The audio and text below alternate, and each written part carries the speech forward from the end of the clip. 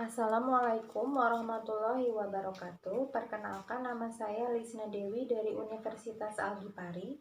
Saya sebagai salah satu peserta workshop pekerti yang diselenggarakan oleh Untirta Banten.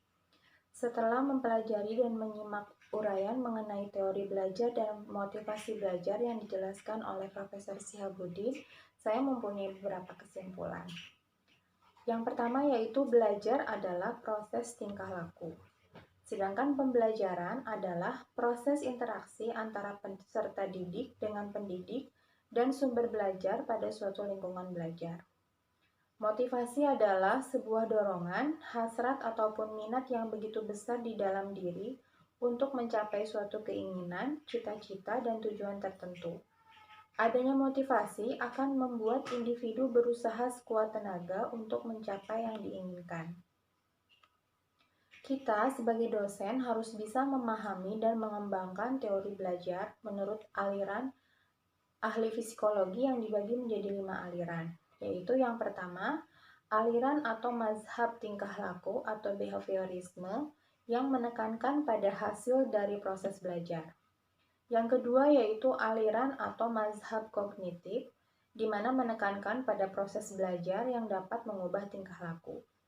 Yang ketiga yaitu aliran atau mazhab humanistik yang menekankan pada isi apa yang dipelajari atau belajar merupakan usaha untuk memanusiakan manusia.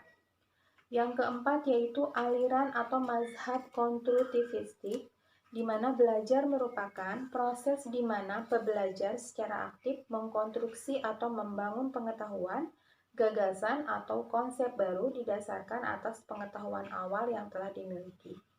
Dan yang kelima yaitu aliran atau mazhab sibernetik, di mana sistem informasi yang menentukan terjadinya proses belajar. Teori belajar berawal dari psikologi, pendidikan, komunikasi, dan bidang kajian lainnya. Tidak ada satupun jenis cara belajar yang ideal untuk segala situasi. Kita sebagai dosen tidak hanya menyampaikan materi, tapi harus bisa memotivasi diri kita dan mahasiswa agar sama-sama terus belajar. Motivasi belajar sangat penting ditanamkan pada proses belajar karena tujuan dari proses belajar akan maksimal jika ada motivasi. Motivasi mahasiswa itu berbeda-beda dan tidak bisa muncul tiba-tiba sehingga harus ditumbuhkan oleh dosen.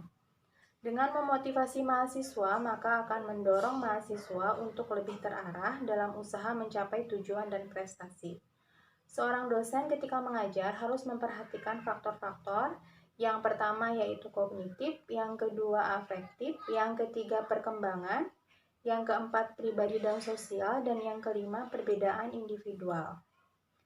Ada beberapa cara untuk menumbuhkan motivasi belajar mahasiswa, yaitu yang pertama memberi angka, yang kedua memberi hadiah, yang ketiga kompetensi, dan yang keempat ego environment.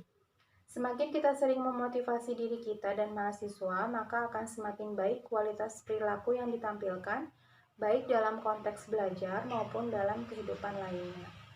Demikian penjelasan dari saya. Terima kasih. Wassalamualaikum warahmatullahi wabarakatuh.